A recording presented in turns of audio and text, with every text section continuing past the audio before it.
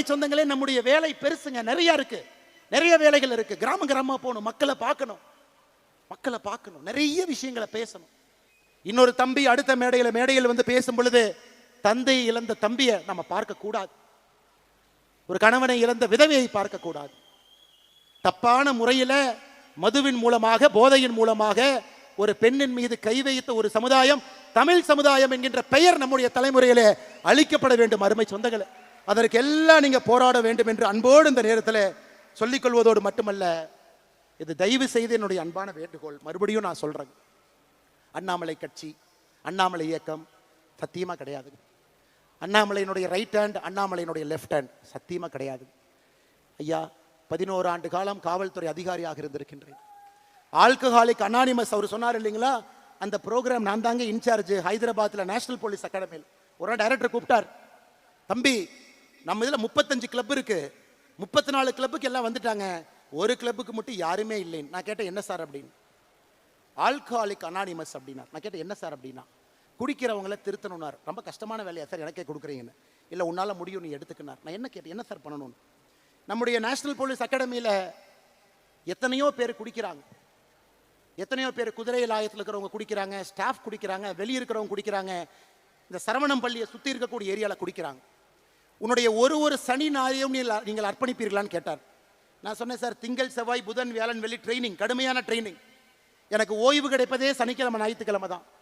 அந்த சனி ஞாயிறும் ஆல்கஹாலிக் அனானிமஸ்க்காக நீங்கள் கேட்குறீங்களே. இல்லை அண்ணாமலை, இதை ஒரு எழுத்து நடத்த வேண்டும், நீ நடத்தினார். ஸோ 1.5 ஆண்டு காலம் அந்த ஆல்கஹாலிக்ஸ் அனானிமஸ் அமைப்பினுடைய கோஆர்டினேட்டர். யாரெல்லாம் குடிக்கிறாங்களோ போய் தொலைவேன், பார் பக்கத்தில் நிற்பேன், அடிக்கடி குடிக்கிறவங்கள பார்த்தாவே தெரியும், போய் பேசுவேன்னா எப்படி இருக்கிறீங்க அப்படின்னு. வாங்க, இந்த மாதிரி நம்ம என்பி அகாடமிக்குள்ள ஞாயிற்றுக்கிழமை சாயந்தரம் 6 மணிக்கு எல்லாரும் உட்காந்து பேசுவோம். அப்போ தான் எனக்கு தெரிஞ்சது, இந்த ஆல்கஹாலிக் அனானிமஸ்னா ஒரு அமெரிக்காவிலேருந்து ஆரம்பிக்கப்பட்ட இது போன்ற ஒரு இயக்கம் 50 ஆண்டுகளுக்கு முன்பு. யாரெல்லாம் குடிக்கிறாங்களோ 30 பேர் உட்காந்து நான் ஏன் குடிச்சேன்னு ஒருத்தர் பேசுவாங்க. அதை கேட்டால் உங்களுக்கே குடிக்கலான்னு தோணும். அதை நான் 2 மணி நேரம் கேட்கணும். 30 பேரும் பேசினதுக்கு அப்புறம் ஏன் குடிக்கக்கூடாதுன்னு மறுபடியும் பேசுவாங்க. இதை தாட்டை ஷேர் பண்ணி 1 வாரம் 2 வாரம் 3 வாரம் 4வது வாரம் 5வது வாரம் அவங்க அப்படியே கதறி அழுவாங்க, பிரேக் டவுன். ஐயோ, நான் குடிக்கிறனால என் பெண் குழந்தைக்கு அவமானம், ஆண் குழந்தைக்கு அவமானம், என் மனைவிக்கு அவமானம், எனக்கே அவமானம். ஸோ 1.5 ஆண்டு காலம் அத்தனை பேர்த்த பார்த்துட்டு தாங்க இன்னைக்கு அந்த கொடி அரக்கனை வீதிலிடஸ் அமைப்பு மூலமாக அந்த கொடி அரக்கனை அடக்க வேண்டும் என்று நாம் இறங்கி இருக்கின்றோம். தனி மனிதனாக முடியாது, நாம் எல்லோரும் சேர்ந்து தான் அதை பண்ண முடியுங்க. அதனால தான் அவர் பேசும்போது சொன்னார், நான் அண்ணாமலை என்ன ஆல்கஹாலிக் அனானிமஸில் வேலை பார்த்த ஃபோட்டோ வச்சுருக்கேன், ஆனால் அதனுடைய பெயரை சொல்லக்கூடாதுனாரு, நான் அந்த அமைப்பில் இப்போ இல்லை, அதனால் அந்த பெயரை நான் சொல்லுகின்றேன். அதனால தான் அருமை சொந்தங்களே, இது அண்ணாமலையினுடைய இயக்கம் வேண்டாங்க. அண்ணாமலையே இந்த இயக்கத்தில் 900 சில்லற நம்பர் தாங்க என்னோட வாலண்டியர் நம்பர். ஆரம்பத்தில் ஆரம்பிக்கும் பொழுது அண்ணாமலை கட்சி இல்லைங்க, அது நம்ம கட்சி. அண்ணாமலைக்கு ரைட் ஹேண்ட் லெஃப்ட் ஹேண்டு கூடவே இருக்காங்க, அவங்க தான் ரைட் ஹேண்ட் லெஃப்ட் ஹேண்ட் இல்லைங்க, அவங்க எனக்கு உதவி செய்யறதுக்காக கூட இருக்கிறாங்க. அண்ணாமலை ஒரு சமுதாயத்தை சார்ந்தவர், ஒரு ஜாதியை சார்ந்தவர், அவங்களுக்கு மட்டும் முக்கியத்துவமா இல்லைங்க. அதெல்லாம் வீட்டிலேயே போட்டு பூட்டிட்டு தாங்க வெளியே நடந்து வந்திருக்கேன். காவல்துறையினுடைய உடையை போட்ட அந்த உடம்பு சாதி மதத்தை எல்லாம் தாண்டி நிற்கக்கூடிய உடம்பு. அதனால்தான் அருமை சொந்தங்களே, நாம் எப்பொழுதும் நாமாக இருப்போம், நான் என்று எப்பொழுதும் இருக்க வேண்டாம். அதான் வி த லீடர்ஸ், ஐ த லீடர்ங்கிற வார்த்தையில் நாம இல்லை. அதை ஒரு இடத்துலையும் நீங்க ரீஇன்ஃபோர்ஸ் பண்ணிக்கிட்டே வரணும். ஒரு இடத்துலையும் இதை நம்ம செய்யணும். அற்புதமான சமுதாய பணி செய்யணும். அதிலிருந்து நல்ல தலைவர்களை உருவாக்கணும். அந்த நல்ல தலைவர்களை மேலே கொண்டு வரணும். கடைசியாக இன்னைக்கு தமிழகத்தினுடைய பிரச்சனை எத்தனையோ இருக்கு, நம்ம அங்கே போக போறோங்க. இன்னைக்கு நம்ம எடுத்திருக்கக்கூடிய 6 பிரச்சனையை தாண்டி அங்கே போக போறோம். அரசியல் கட்சியாக மாறும் பொழுது அதுக்கும் போக போறோம். இன்னைக்கு தமிழ்நாட்டை பாருங்க, ஒரு தனி மனிதன் மீது இருக்கக்கூடிய கடன், ஒரு ரேஷன் அட்டையின் மீது இருக்கக்கூடிய கடன் 4,44,000 ரூபாய். 10 லட்சம் கோடி கடன், 2.25 லட்சம் கோடி ரேஷன் கார்டு. கணக்கு போடுங்க, 4.25 லட்சம் கோடி ஒரு ரேஷன் கார்டில் கடன் இருந்தா பிரம்மாவே வந்தாலும் கூட தமிழ்நாட்டை காப்பாற்ற முடியாது. வேறு விதமா வேலை செய்யணும். இல்லாட்டி கடங்கார மாநிலமாக இந்த ஆண்டு டிவிக்கு அரசு, நான் சொல்ற எழுதி வச்சுக்கங்க, 85,000 கோடிக்கு குறையாம தான் கடன் வாங்க போறாங்க. நான் சொல்றது நீங்க எழுதி. அடுத்த ஆண்டு டிவிக்கு அரசு 80,000 கோடிக்கு குறையாம தான் கடன் வாங்க போறாங்க. டிவிக்கு அரசு முடியும் பொழுது கடன் 14 லட்சம் 15 லட்சம் கோடி இருக்கத்தான் போகுது. நீங்க பாரு, அதை நாம் சரி செய்யணும். நல்ல தலைவர்களை, தேர்ந்தவர்களை கொண்டு வந்து உட்கார வைக்கணும். நம்முடைய பொறுப்பு அங்க இருக்குதுங்க. எத்தனை பேர் 12வது முடிச்சுட்டு கல்லூரிக்கு போறாங்க, 2020 50% கல்லூரிக்கு போனாங்க. இந்தியாவிலேயே நாம தான் நம்பர் 1 கிராஸ் என்ரோல்மெண்ட் ரேஷியோ, 50% உயர்கல்வி. இன்னைக்கு அது 46 மாறி இருக்கிறது. அதுவும் பிரச்சனை, சரி பண்ணணும்.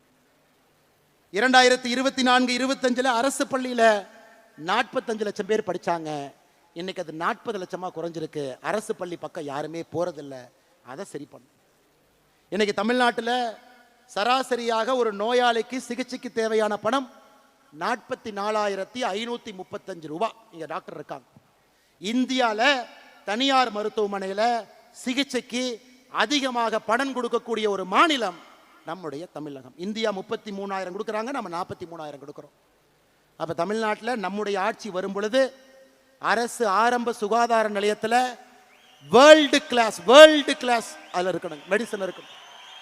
அரசு பள்ளிகள் வேர்ல்டு கிளாஸாக இருக்கணும், அரசு பள்ளிகள் வேர்ல்டு கிளாஸாக இருக்கணும். இதெல்லாம் நம்முடைய நோக்கமாக நம்ம போக போகிறோம். இன்னைக்கு போலிங்க, போக போகிறோம். நம்மளை ரெடி பண்ணி தலைவர்களை உருவாக்கி தலைவர்களுக்கு அந்த பண்பை கொடுத்து அவங்கள ரெடி பண்ணிட்டு நம்ம போகும் பொழுது இந்த பிரச்சனையை நம்ம சால்வ் பண்ணுற மாதிரி கரெக்டாக போவோம். போன ஆண்டு மட்டுமே தமிழகத்தில் 365 நாளில் 357 நாள் எக்ஸ்ட்ரீம் வெதர், அதிக சூடோ அதிக மழையோ. 357 நாள் தமிழகத்தில் எக்ஸ்ட்ரீம் வெதர். எப்படி இந்த தமிழ்நாட்டில் மக்கள் வாழ முடியும் இந்த வெயிலில்? பொள்ளாச்சி விட்டுருங்க, ராமநாதபுரத்தை பற்றி பேசுவோம், கரூரை பற்றி பேசுவோம். அதற்குத்தான் 50 லட்சம் மரம் நாம வைக்க போறோம் அடுத்த மாதம். அந்த மரம் நமக்கு பயன்படுதோ இல்லையோ, இன்னும் 10 ஆண்டுகளில் அடுத்த தலைமுறைக்கு அது பயன்படும். அருமை சொந்தங்களை, இது எல்லாம் கூட நம்முடைய கடமை, நம்முடைய வேலை. அதனால் நமக்கு பெரிய பிரச்சனையும் தெரியும். அது போவதற்கு முன்பு சிறிய பிரச்சனையை சரி பண்ணுவோம், பக்குவப்படுத்துவோம், தலைவர்களை உருவாக்குவோம். இந்த தலைவர்களை அங்க கொண்டு போகும்பொழுது பெரிய பிரச்சனையை தீர்க்கக்கூடிய சாமர்த்தியமும் புத்திசாலித்தனமும் அறிவும் அவர்களுக்கு கொடுத்து ஆட்சியில் கொண்டு போய் அந்த குரூப் உட்கார வைப்போம். அது நிரந்தரமான தமிழகத்தில் ஒரு மாற்றம் வரும். அதற்காக நாம் உழைப்போம் என்று சொல்லி, அருமை சொந்தங்களே, நம்முடைய நோக்கம் என்ன நிறைய பேர் கேட்கிறாங்க. மெய்யான சமூக நீதி, உண்மையான சமூக நீதி, போலி சமூக நீதி கிடையாது. மெய்யான சமூக நீதி, நிலையான வளர்ச்சி. எல்லா மக்களுக்கும் வளர்ச்சி போகணும், எல்லா மக்களுக்கும் நிலையான வளர்ச்சி போகணும். வேளாண்மை எழுச்சி. இன்னைக்கு விவசாயத்தை யாருமே பண்ண முடியாதுங்க. வேளாண்மையை திரும்ப முக்கியத்துவம் கொடுத்து கொண்டு வரணும். பண்பாட்டு மீட்சி, தமிழன் என்கின்ற அடையாளத்தை இந்திய வரைபடத்துக்குள்ள மீட்டெடுக்க வேண்டிய கட்டாயம் இருக்கு. பண்பாட்டு மீட்சி, ஆட்சியிலே புரட்சி, அதுக்கு இன்னும் நேரம் இருக்குது. அதனால ஒரு ஸ்டெப்பா அதை நோக்கி போவாங்க. மெய்யான சமூக நீதி ஆரம்பித்து நிலையான வளர்ச்சி சென்று வேளாண்மை எழுச்சியை செய்து பண்பாட்டு மீட்சியை நடத்தி ஆட்சியிலே புரட்சி செய்வதற்கு இந்த அமைப்பை பயன்படுத்துவோம். வந்திருக்கக்கூடிய எல்லோருக்கும் இந்த நேரத்தில் நெஞ்சார்ந்த வாழ்த்துக்களை, வணக்கங்களை தெரிவித்து, நல்லவர்களாக, நல்ல மனிதர்களாக தனிப்பட்ட முறையில் நாம் நம்முடைய நடத்தையில் அந்த மாற்றத்தை காட்டுவோம். வீட்டை மாற்றுவோம், தெருவை மாற்றுவோம், சமுதாயத்தை மாற்றுவோம். அருமை சொந்தங்களே, எந்த எதிர்பார்ப்பும் இல்லாமல் வந்திருக்கக்கூடிய எல்லோருடைய பாதத்தை தொட்டு வணங்கி நன்றி தெரிவித்து, தூரத்தில் போறவங்க கொஞ்சம் மெதுவா போங்க, தயவு செஞ்சு மெதுவா போங்க. நீங்க அரை மணி நேரம் 1 மணி நேரம் லேட்டா போனாலும் பிரச்சனை இல்லை. தூரத்தில் இத்தனை ஆயிரம் பேர், வெளியே அத்தனை ஆயிரம் பேர், ரோட்ல அத்தனை ஆயிரம் பேர் பார்க்கிங்ல இருக்காங்க. நான் வருவதற்கே 1 மணி நேரம் தடையாகத்தான் வந்தேங்க.